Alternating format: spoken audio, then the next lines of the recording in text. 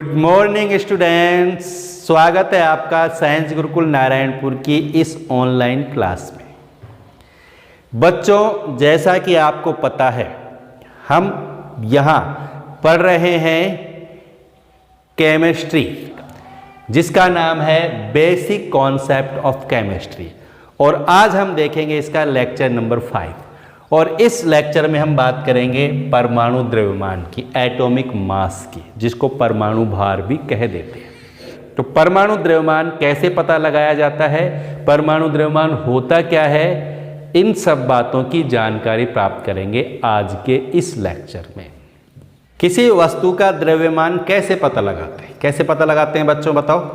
क्या करते हैं, हम तराजू लेते हैं, तराजू में एक तरफ क्या रख देते हैं, वेट रख देते हैं, ग्राम में रख देते हैं। जैसे मान लीजिए 100 ग्राम रख दिया, या 250 ग्राम का, या 500 ग्राम का, या 1 किलोग्राम का बाट रख देते हैं। बाट, जिससे हम वेट को पता लगाते हैं, जिसको वेट कहते हैं, है ना, बाट। और इधर हम जो भी वस्तु तोलनी है हमें, जैसे हम यहाँ इधर जैसे चीनी तोलनी है, दुकान पे अब जाते हो चीनी तोलते हैं, तो कैसे तोलते हैं, एक तरफ तो 1 किलो का बाट रख देते हैं, एक तरफ चीनी रख देते हैं। जब दोनों बराबर हो जाती हैं तो चीनी का वजन कितना हो गया, 1 किलो हो गया।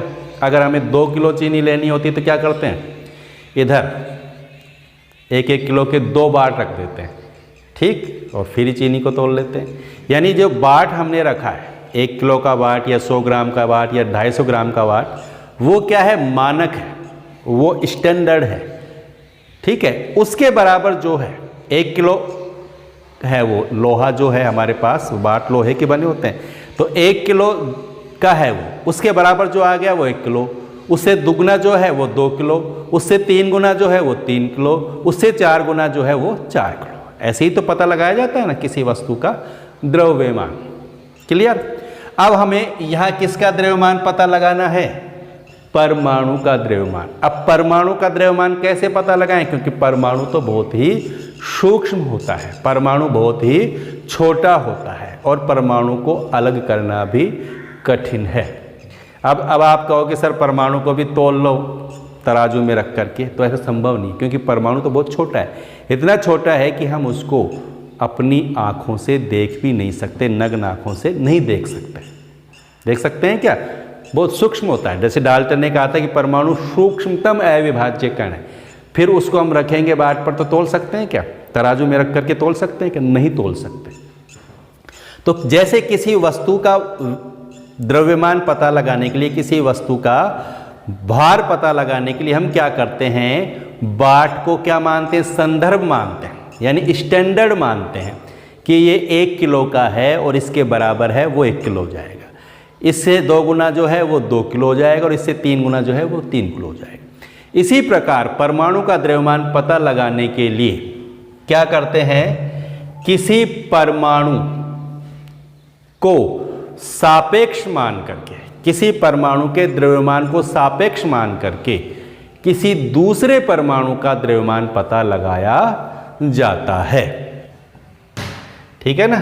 तो ये ध्यान रखेंगे, किसी परमाणु का जो द्रव्यमान है कैसे पता लगाएंगे, किसी परमाणु का द्रव्यमान किसी संदर्भ परमाणु के द्रव्यमान के सापेक्ष प्रदर्शित किया जाता है।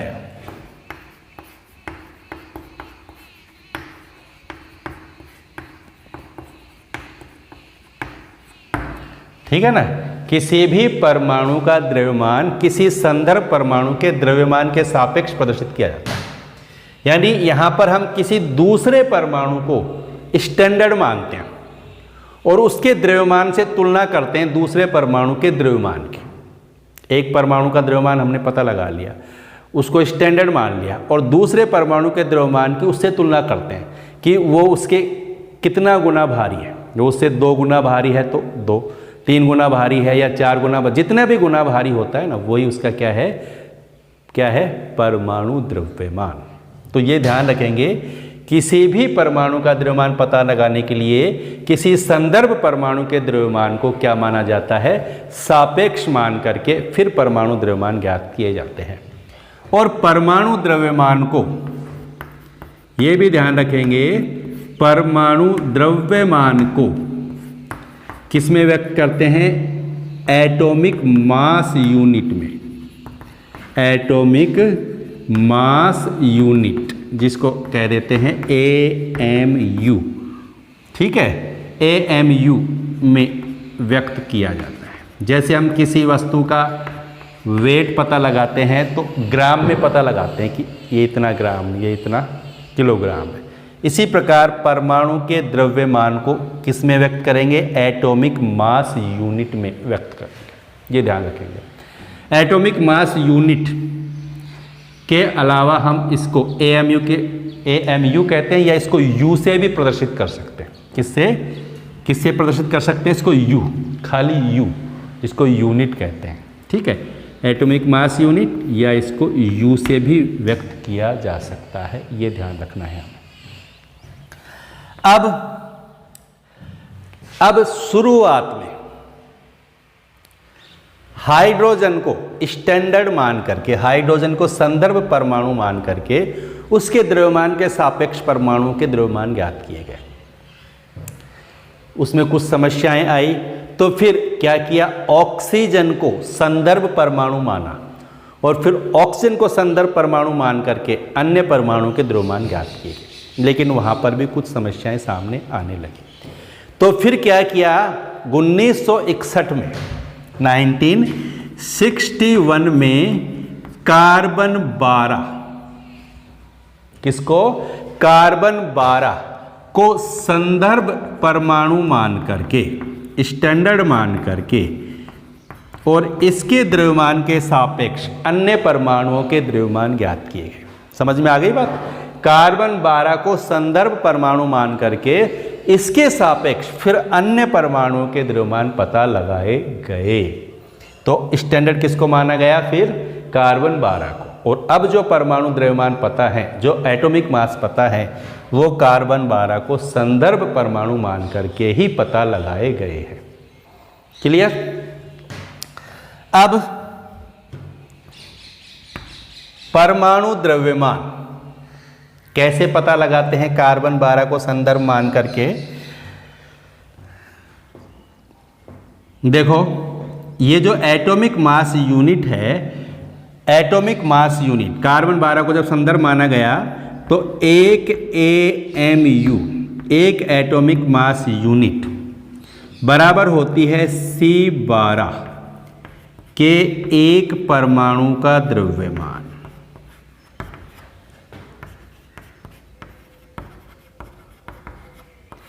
गुणा 1/12। C12 के एक परमाणु के द्रव्यमान में किसका भाग दे दिया, 12 का भाग दे दिया। तो वो किसके बराबर आ गया, एक AMU के। ये ध्यान रखेंगे, एटॉमिक मास यूनिट बराबर है कार्बन 12 के एक परमाणु द्रव्यमान के 1/12वें भाग के बराबर। क्लियर। देखो यहां कार्बन 12 क्यों लिखा हमने, खाली कार्बन क्यों नहीं लिखा। देखो बच्चों, समस्थानिक एक शब्द होता है समस्थानिक, जो मैंने आपको बताया भी था पिछले लेक्चर में, जिसको आइसोटोप कहते हैं।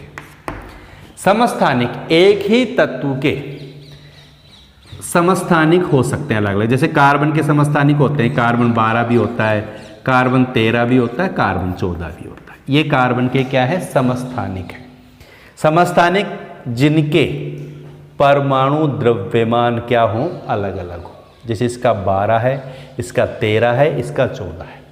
ठीक है, इसका परमाणु भार कितना है, 12, इसका कितना है, 13, इसका 14। तो परमाणु भार क्या है, अलग अलग, लेकिन हैं सभी एक ही तत्व के परमाणु। ये भी कार्बन है, ये भी कार्बन है, ये भी कार्बन है, लेकिन परमाणु भार या परमाणु द्रव्यमान अलग अलग है। देखो बच्चों, परमाणु द्रव्यमान को परमाणु भार भी लिख दिया जाता है, तो इससे कंफ्यूज नहीं होना है हमें। ठीक है, तो ये ध्यान रखेंगे। तो यहाँ कौन सा आइसोटोप काम में लेंगे, कार्बन 12, क्योंकि ये सर्वाधिक मात्रा में पाया जाता है कार्बन का ये समस्थानिक, और ये स्थायी भी होता है, इनकी तुलना में ज़्यादा स्थायी है और ज़्यादा मात्रा में पाया जाता है, तो कार्बन 12 को क्या माना गया, संदर्भ मान करके अन्य परमाणु के द्रव्यमान ज्ञात किए गए। क्लियर। अब 1 AMU समझ में आ गया कितना होता है, कार्बन 12 के एक परमाणु के द्रव्यमान गुणा 1/12 के। ठीक। अब परमाणु द्रव्यमान को डिफाइन करें। अब किसी भी तत्व का परमाणु भार पता लगाते हैं तो क्या करते हैं, एक तरफ तो रखते हैं कार्बन 12 के 1/12वें भाग को और एक तरफ रखते हैं दूसरे परमाणु को। ठीक है। जैसे हमारे पास तराजू है, तराजू में क्या करेंगे, यहाँ तो रख देंगे हम कार्बन 12 का 1/12वें भाग के बराबर द्रव्यमान को। ठीक है, जो स्टैंडर्ड माना गया, जो बाट का काम करेगा यहाँ पर, और एक तरफ रख दिया दूसरे परमाणु को। अब देखेंगे कि वो परमाणु जो है ना, इधर वाला परमाणु इस कार्बन 12 के 1/12वें भाग से कितना गुना भारी है। अगर वो इसके बराबर है, अगर वो इसके बराबर है तो उसका द्रव्यमान कितना हो जाएगा, 1 AMU, क्योंकि कार्बन 12 का 1/12वां भाग किसके बराबर, 1 AMU के। तो हमने कार्बन 12 का 1/12वां भाग ही तो रखा है इधर, यानी 1 AMU रखा है। अगर इधर वाला परमाणु इसके बराबर है तो इसका भार कितना होगा, 1 AMU। अगर यहाँ हमने जो परमाणु रखा है वो इससे 2 गुना है तो उसका भार क्या हो जाएगा, 2 AMU। 3 गुना है तो 3 AMU, 4 गुना है तो 4 AMU, 5 गुना है तो 5 AMU, 10 गुना है तो 10 AMU। क्लियर। यानी कार्बन 12 का 1/12वां भाग यहाँ पर किसका काम कर रहा है, बाट का काम कर रहा है। स्टैंडर्ड है ना, किसका काम कर रहे हैं, और बाट का काम। उसको रख करके हम दूसरे तत्वों के परमाणु द्रव्यमान ज्ञात करते हैं। तो अब इसको परिभाषित करें परमाणु द्रव्यमान को। परमाणु द्रव्यमान यानी एटॉमिक मास को अगर हम परिभाषित करें तो क्या कहेंगे, हम क्या कहेंगे, किसी तत्व का परमाणु द्रव्यमान या एटॉमिक मास, किसी तत्व का परमाणु द्रव्यमान वह संख्या है जो यह व्यक्त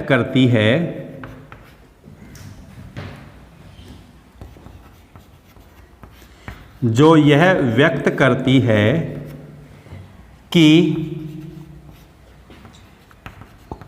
उस तत्व का एक परमाणु कार्बन 12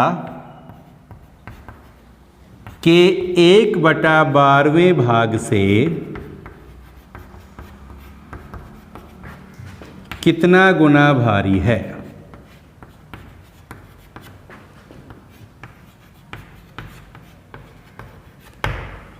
ठीक है, यानी परमाणु द्रव्यमान क्या है, किसी तत्व का परमाणु द्रव्यमान वह संख्या है जिससे हमें यह पता लगेगा कि उसका एक परमाणु, उस तत्व का एक परमाणु कार्बन 12 के 1/12वें भाग से कितना गुना भारी है।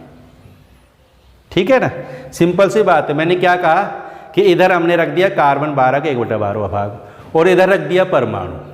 ठीक, अब हम पता लगाएंगे उसको देख करके कि यह जो परमाणु है वो कार्बन 12 के 1/12वें भाग से कितना गुना भारी है। अगर ये दुगना है इससे तो इसका परमाणु भार क्या हो गया, 2 हो गया। ये 3 गुना है तो इसका परमाणु द्रव्यमान 3 हो गया। ये 10 गुना है तो 10 हो गया।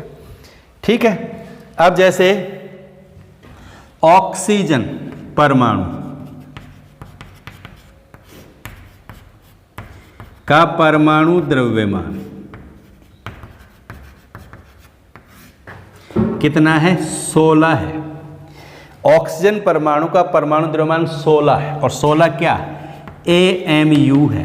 अब इससे क्या पता लगा, इस संख्या से हमें क्या पता लगा, 16 ये परमाणु द्रव्यमान है। तो ये संख्या हमें क्या बता रही है कि ऑक्सीजन का एक परमाणु कार्बन 12 के 1/12वें भाग से कितना भारी है, 16 गुना भारी है। तभी तो इसका परमाणु द्रव्यमान कितना हो गया, 16। जितना गुना भारी होगा ना वही उसका परमाणु द्रव्यमान होगा। जैसे नाइट्रोजन का परमाणु द्रव्यमान 14 है। नाइट्रोजन का परमाणु द्रव्यमान कितना हो जाएगा, नाइट्रोजन परमाणु का 14 हो जाएगा, 14 AMU। इसका मतलब क्या हुआ कि नाइट्रोजन का एक परमाणु कार्बन 12 के 1/12वें भाग से कितना गुना भारी है, 14 गुना भारी है।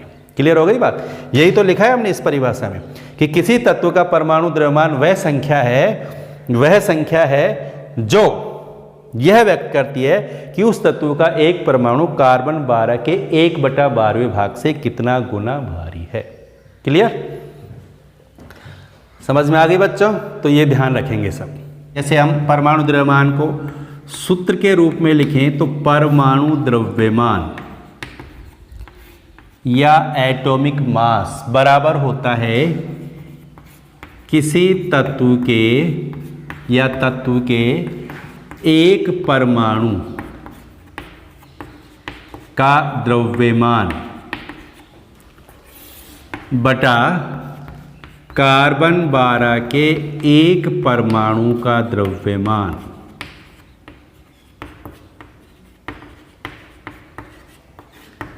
गुणा 1/12।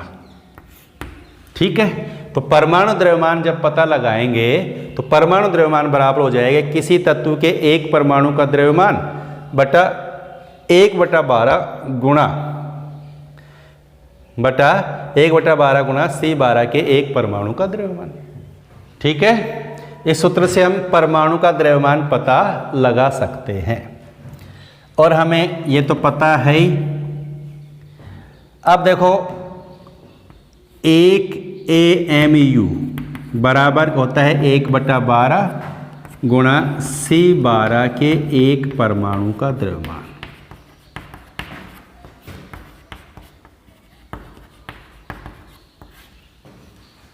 ठीक है?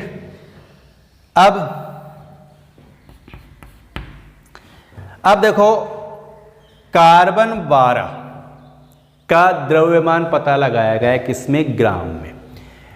अब देखो 1 AMU तो हमने मान लिया, एटॉमिक मास यूनिट तो मान लिया। अब ग्राम, हम वास्तव में किसी भी वस्तु का वजन, किसी भी वस्तु का द्रव्यमान पता लगाते हैं तो ग्राम में पता लगाते हैं। तो इसको भी किस में कन्वर्ट करते हैं? हम ग्राम में। AMU को ग्राम में कन्वर्ट करते हैं। अब AMU को ग्राम में कैसे कन्वर्ट करेंगे? तो क्या किया, कार्बन 12 के एक परमाणु का द्रव्यमान पता लगाया गया। कार्बन 12 के एक परमाणु का द्रव्यमान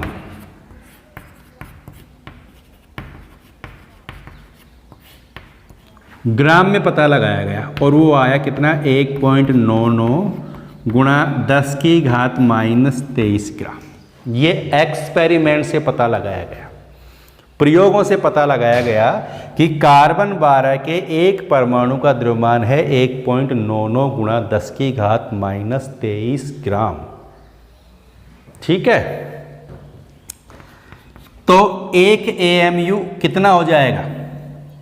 देखो 1 AMU बराबर कितना होता है? 1/12 गुणा C12 के एक परमाणु का द्रव्यमान, और C12 के एक परमाणु का द्रव्यमान पता लगाया गया 1.99 गुणा 10⁻23 ग्राम। तो 1 AMU एटॉमिक मास यूनिट बराबर किसके हो जाएगा? कार्बन परमाणु का द्रव्यमान कितना आया? ये 1.99 गुणा 10⁻23 ग्राम। ठीक है? बटा किसका भाग देंगे? इसका 1/12वां भाग, यानी 12 का भाग दे देंगे। तो 1 AMU बराबर किसके आ जाएगी? इसका भाग दे देंगे तो किसके आ जाएगी? 1.66 गुणा 10⁻24 ग्राम। कितना आया? 1.66 गुणा 10⁻24 ग्राम के बराबर आ जाएगा।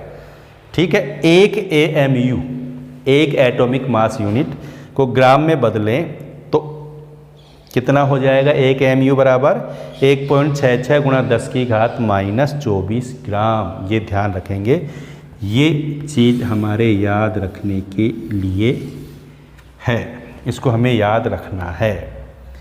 ठीक है? समझ में आ गई बात? अब हम किसी भी तत्व के परमाणु का द्रव्यमान अगर हमें AMU में पता है तो हम उसको ग्राम में कन्वर्ट कर सकते हैं, और ग्राम में पता है तो उसको एटॉमिक मास यूनिट में कन्वर्ट कर सकते हैं। एटॉमिक मास यूनिट में तो हम क्या करते हैं? कार्बन 12 को सापेक्ष मान करके परमाणु का द्रव्यमान ज्ञात करते हैं। ठीक है? एक तरह से वो सापेक्षिक द्रव्यमान होता है, रिलेटिव मास होता है। लेकिन ग्राम में जो द्रव्यमान होगा वो एक्चुअल मास होगा। क्या होगा? वो एक्चुअल मास होगा, वास्तविक मास होगा उसका। ठीक है, तो एक्चुअल मास हमें पता लगाना है किसी परमाणु का, तो हम AMU में जो मास है उसको 1.66 गुणा 10⁻⁻24 से क्या कर देंगे? गुणा कर देंगे। अब जैसे ऑक्सीजन के एक परमाणु का द्रव्यमान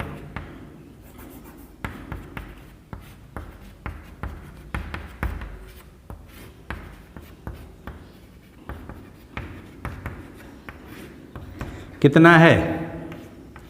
16 AMU। यही है ना, ऑक्सीजन के एक परमाणु का द्रव्यमान कितना है? 16 AMU। अब इसको ग्राम में कन्वर्ट करें तो क्या करेंगे? 16 गुना 1.66 गुणा 10⁻⁻24 ग्राम। अब ये ग्राम में हो गया ना, ग्राम में। इसी प्रकार नाइट्रोजन के एक परमाणु का द्रव्यमान, नाइट्रोजन के एक परमाणु का द्रव्यमान कितना होता है? 14 AMU। ठीक है ना। अब इसको ग्राम में कन्वर्ट करोगे तो क्या करोगे? इस 14 को किससे गुणा कर दोगे? 1.66 गुणा 10⁻⁻24 ग्राम, यानी 14 गुणा 1.66 गुणा 10⁻⁻24 ग्राम। इस तरह हम किसी भी तत्व के परमाणु द्रव्यमान को ग्राम में कन्वर्ट कर सकते हैं।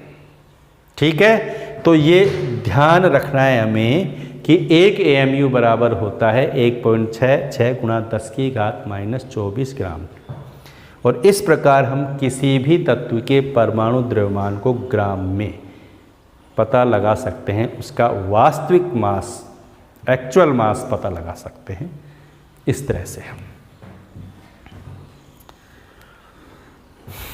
तो समझ में आ गया तत्व का परमाणु द्रव्यमान क्या होता है और कैसे पता लगाया जाता है, उसकी यूनिट क्या है, उसको ग्राम में कैसे कन्वर्ट कर सकते हैं। समझ में आ गया बच्चों। अब हम बात करेंगे किसकी? औसत परमाणु द्रव्यमान की। किसकी बात करेंगे हम? औसत, एवरेज।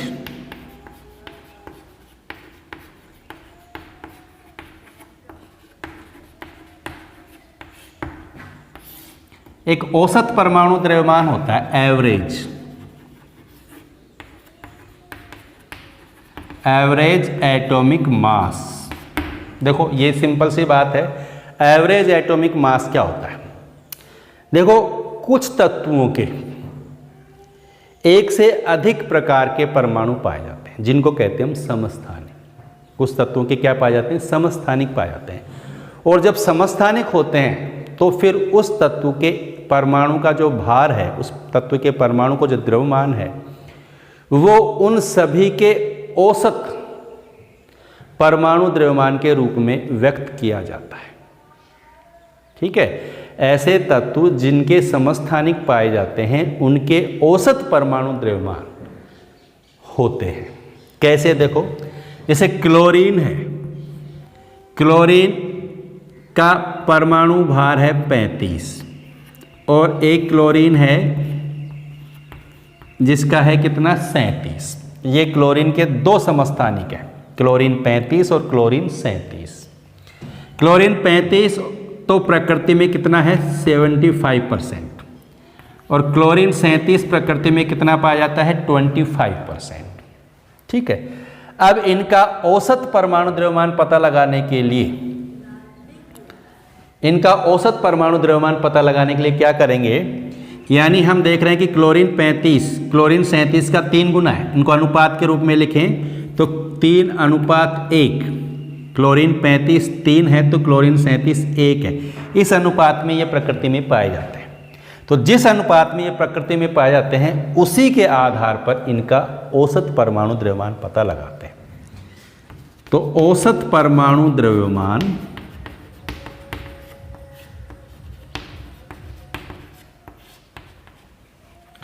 बराबर होता है, अब जैसे ये कितना है 3 और ये कितना है 1, तो 35 क्लोरीन 35 गुणा 3 प्लस 37 कितना है 1, 37 गुणा 1, समझ में आ गई, बटा टोटल कितने हैं 4, 3 तो क्लोरीन 35 और 1 क्लोरीन 37, तो 4 का क्या दे देंगे भाग, ये जो आएगा ये इसका औसत परमाणु द्रव्यमान होगा और वो कितना होगा 35.5।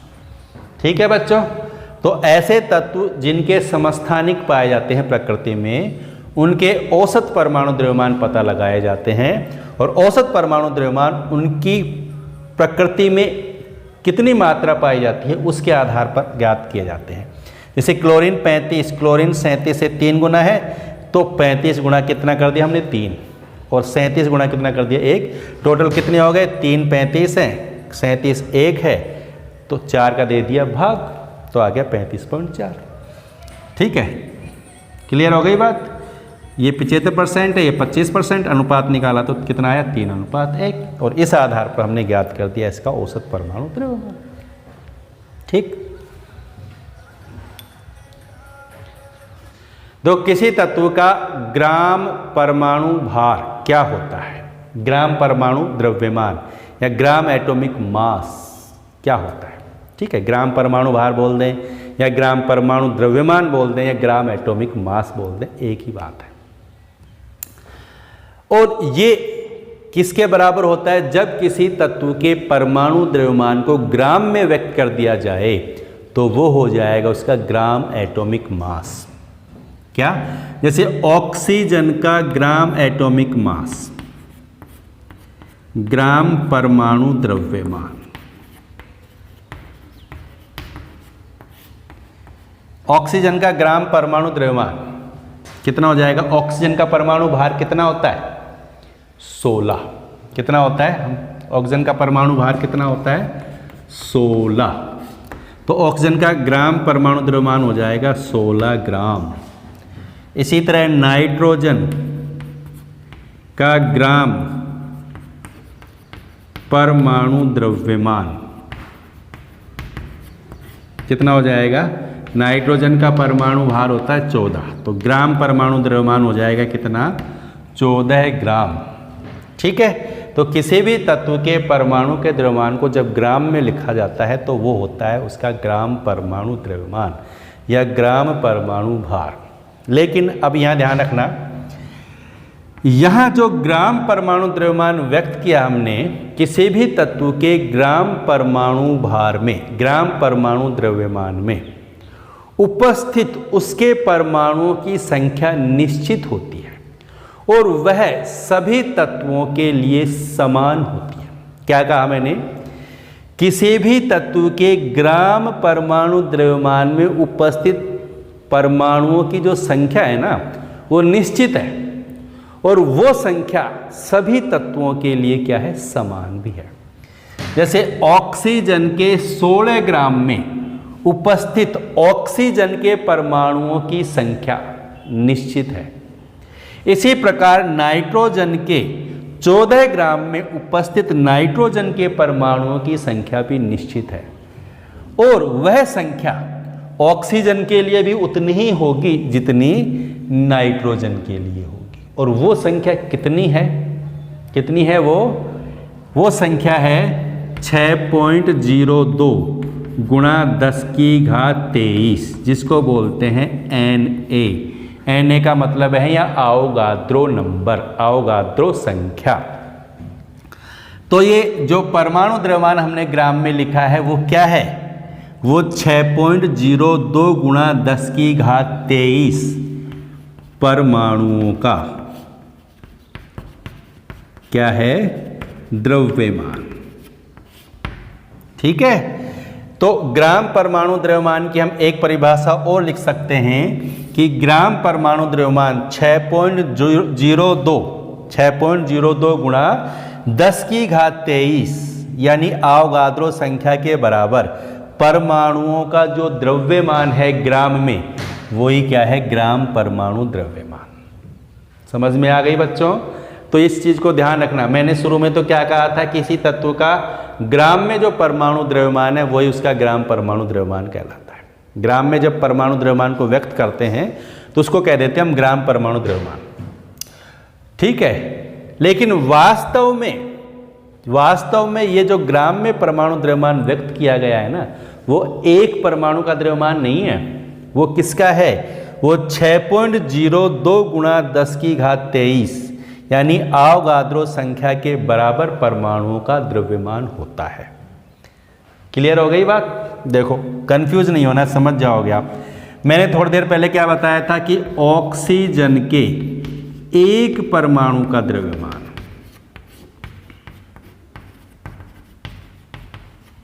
ध्यान से देखो समझ में आ जाएगी। ऑक्सीजन के एक परमाणु का द्रव्यमान कितना है? 16 AMU। ये होता एक परमाणु के द्रव्यमान की बात करें हम, ऑक्सीजन के एक परमाणु का द्रव्यमान कितना है? 16 AMU। और यहां मैंने ऑक्सीजन का एक परमाणु नहीं लिखा है, मैंने क्या लिखा है? ऑक्सीजन का ग्राम परमाणु द्रव्यमान कितना है? 16 ग्राम। और ये क्या है? ऑक्सीजन के एक परमाणु का द्रव्यमान, वो कितना है? 16 AMU। दोनों का संख्यात्मक मान क्या है? समान, लेकिन यूनिट देखो यहां क्या है? AMU, यहां क्या है? ग्राम। ये डिफरेंस है, ये ध्यान रखना। और इसी में कंफ्यूजन पैदा होता है, तो इस कंफ्यूजन को आप हटाएंगे। समझ में आ गई बात? तो ऑक्सीजन का ग्राम परमाणु द्रव्यमान तो क्या है? 16 ग्राम। और ऑक्सीजन के एक परमाणु का द्रव्यमान है 16 AMU। यहां ये जो मैंने ग्राम परमाणु द्रव्यमान लिखा है ना, वो एक ऑक्सीजन का परमाणु द्रव्यमान नहीं है। वो किसका है? वो 6.02 गुणा 10 की घात 23 ऑक्सीजन परमाणुओं का द्रव्यमान है। यही कंफ्यूजन होता है बच्चों, हम इसमें कंफ्यूज हो जाते हैं कि यहां तो लिख दिया सर ने 16 ग्राम ऑक्सीजन का ग्राम परमाणु द्रव्यमान, और यहां लिख दिया ऑक्सीजन के एक परमाणु का द्रव्यमान 16 AMU। तो कंफ्यूजन क्लियर हो गया? ऑक्सीजन के एक परमाणु का द्रव्यमान तो हो गया 16 AMU, और ऑक्सीजन का ग्राम परमाणु द्रव्यमान हो गया 16 ग्राम। और ऑक्सीजन का जो ग्राम परमाणु द्रव्यमान है वो 6.02 गुणा 10 की घात 23 ऑक्सीजन के परमाणुओं का द्रव्यमान है। फिर ये संख्या दोनों में बराबर क्यों आई? अभी पता लग जाएगा बराबर क्यों आई। देखो ऑक्सीजन के एक परमाणु का द्रव्यमान 16 AMU। अभी हमने देखा था 1 AMU बराबर कितना होता है? 1.66 गुणा 10 की घात -24 ग्राम, यही होता है ना। तो अब इस 16 AMU को ग्राम में कन्वर्ट कर दो। AMU को ग्राम में कन्वर्ट करेंगे तो क्या करेंगे? 16 गुना 1.66 गुणा 10 की घात -24 ग्राम। समझ में आ गई? तो ऑक्सीजन के एक परमाणु का द्रव्यमान 16 AMU या 16 गुणा 1.66 गुणा 10 की घात -24 ग्राम। अब हम देखें कि 6.02 गुणा 10 की घात 23 ऑक्सीजन परमाणु का द्रव्यमान क्या होगा? 6.02 गुणा 10 की घात 23 ऑक्सीजन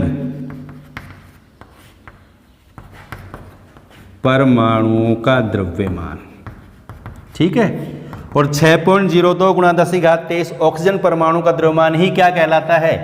ग्राम परमाणु द्रव्यमान। यही क्या है? ग्राम परमाणु द्रव्यमान। इस चीज को समझ जाना, ठीक है। तो ग्राम परमाणु द्रव्यमान है 6.02 गुणा 10 की घात 23 ऑक्सीजन परमाणु का द्रव्यमान। अब ये 16 ही क्यों आया? देखो क्यों आया। अब ऑक्सीजन के एक परमाणु का द्रव्यमान तो कितना है? 16 गुणा 1.66 गुणा 10 की घात -24। ये जो है वो ऑक्सीजन के एक परमाणु का द्रव्यमान है, और हमें कितने परमाणु का द्रव्यमान पता लगाना है? इतने का।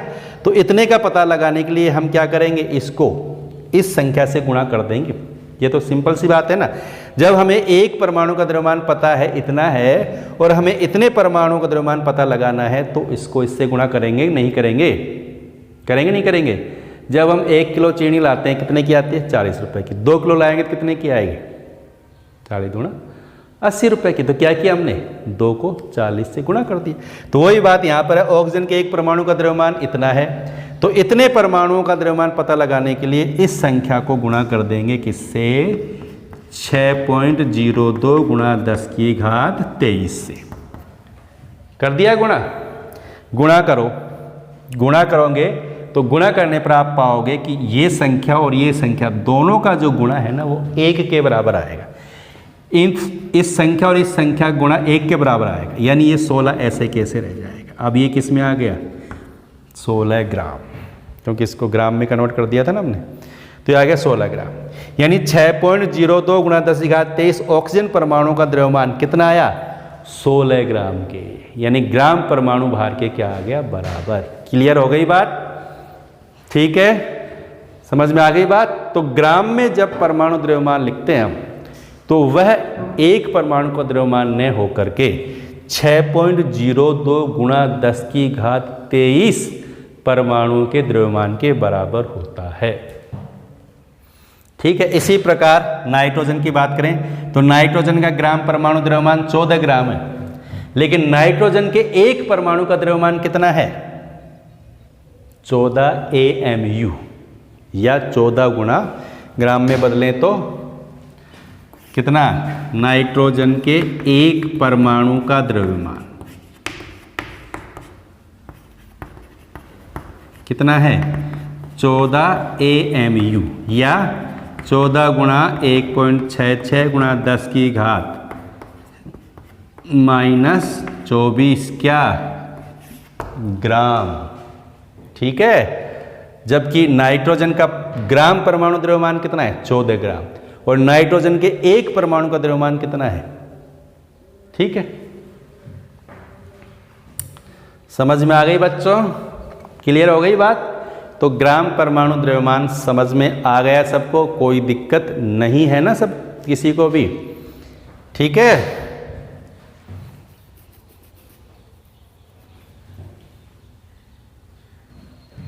तो अब बात करेंगे हम आणविक द्रव्यमान, मोलिक्यूलर मास। क्या होता है आणविक द्रव्यमान? आणविक द्रव्यमान, मोलिक्यूलर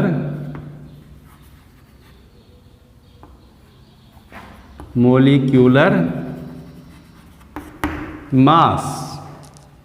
देखो, हमने परमाणु का द्रव्यमान पता लगाया, तो परमाणु का द्रव्यमान को पता लगाने के लिए हमने क्या किया? कार्बन 12 को संदर्भ मान करके परमाणु के द्रव्यमान पता लगाए और उसकी तुलना कर दी। किसी भी तत्व का परमाणु द्रव्यमान पता लगाने के लिए उसकी तुलना किससे की? कार्बन 12 के 1/12वें भाग के द्रव्यमान से तुलना की। इसी प्रकार किसी भी यौगिक के एक अणु का द्रव्यमान पता लगाने के लिए क्या करते हैं? उसकी तुलना करते हैं कार्बन 12 के 1/12वें भाग से, और ये देखते हैं कि उस अणु का द्रव्यमान कार्बन 12 के 1/12 भाग से कितना गुना भारी है। ठीक है ना? तो आणविक द्रव्यमान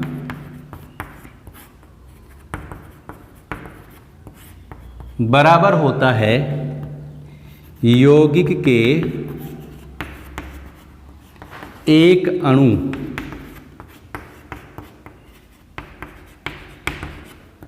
का द्रव्यमान, यौगिक के एक अणु का द्रव्यमान, और इसमें भाग देंगे किसका? 1/12 गुणा C12 के एक परमाणु का द्रव्यमान। ठीक है, अब ये देखते हैं, इसका भाग दे करके पता लगाते हैं कि ये इससे कितना गुना भारी है। जितना गुना भारी होगा वही क्या हो जाएगा? उसका आणविक द्रव्यमान। इसको हम डिफाइन करें, इसकी डेफिनेशन बोलें, इसकी परिभाषा बोले तो क्या हो जाएगी? किसी यौगिक का आणविक द्रव्यमान वह संख्या है जो यह व्यक्त करती है कि उस यौगिक का एक अणु कार्बन 12 के 1/12वें भाग से कितना गुना भारी है, तो वो क्या हो जाता है? उसका आणविक द्रव्यमान। ठीक है, जैसे O2 का आणविक द्रव्यमान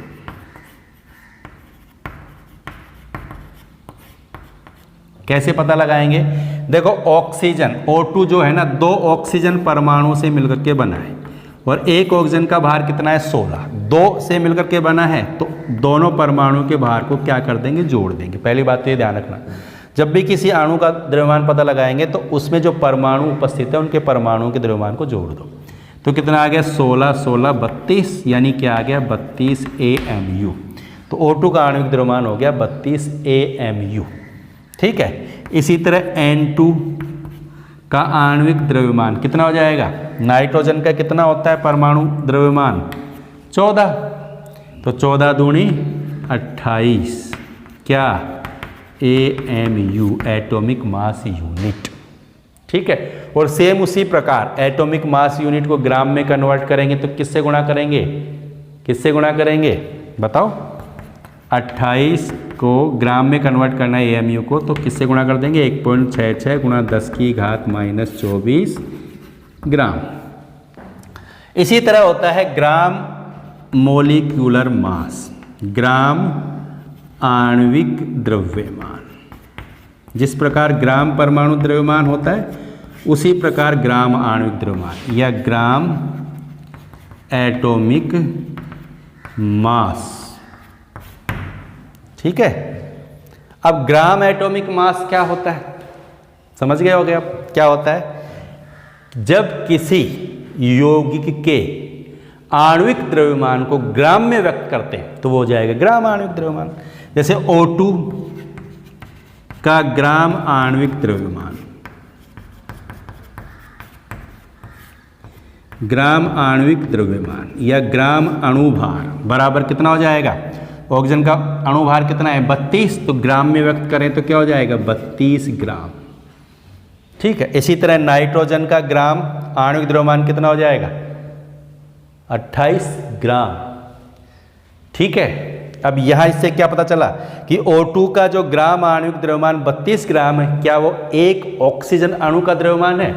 एक ऑक्सीजन अणु का द्रव्यमान तो कितना है? 32 AMU है।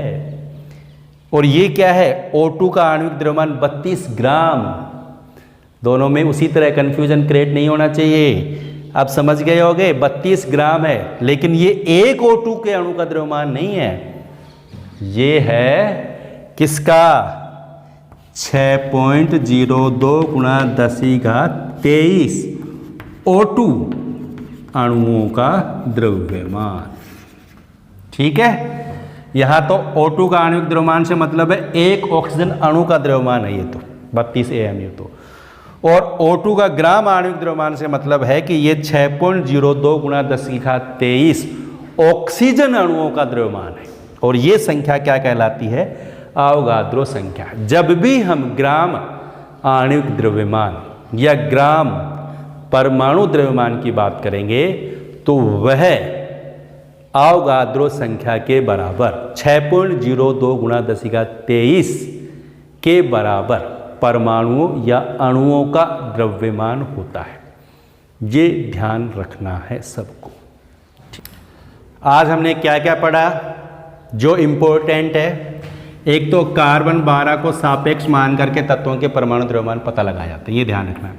एक AMU बराबर होता है 1/12 गुणा C12 के एक परमाणु का द्रव्यमान,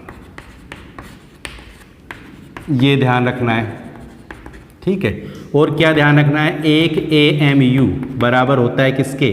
1.66 गुणा 10 की घात -24 ग्राम के, ये ध्यान रखना है। और ग्राम परमाणु भार की बात करते हैं तो ग्राम परमाणु भार का मतलब है 6.02 गुणा 10 की घात 23 परमाणुओं का भार, यानी अवोगाद्रो संख्या के बराबर परमाणुओं का भार जो है ना वो ग्राम परमाणु भार होता है। या 6.02 गुणा 10 की घात 23 अणुओं का जो भार है वो ग्राम अणु भार होता है। किसी तत्व का एक परमाणु का भार और उसका ग्राम अणु भार दोनों के संख्यात्मक मान समान होते हैं। जैसे ऑक्सीजन के एक परमाणु का भार कितना है? 16 AMU, और ऑक्सीजन का ही ग्राम परमाणु भार कितना है? 16 ग्राम। दोनों के संख्यात्मक मान समान होते हैं, बस अंतर किसका है? यूनिट का। AMU में है तो एक परमाणु का द्रव्यमान है, और ग्राम में है तो वो उसका ग्राम परमाणु द्रव्यमान है, और ग्राम परमाणु द्रव्यमान है तो वो इतने परमाणु का द्रव्यमान होगा। बस ये चीज़ क्लियर होनी चाहिए आपको। ठीक है बच्चों, समझ में आ गया आज का टॉपिक?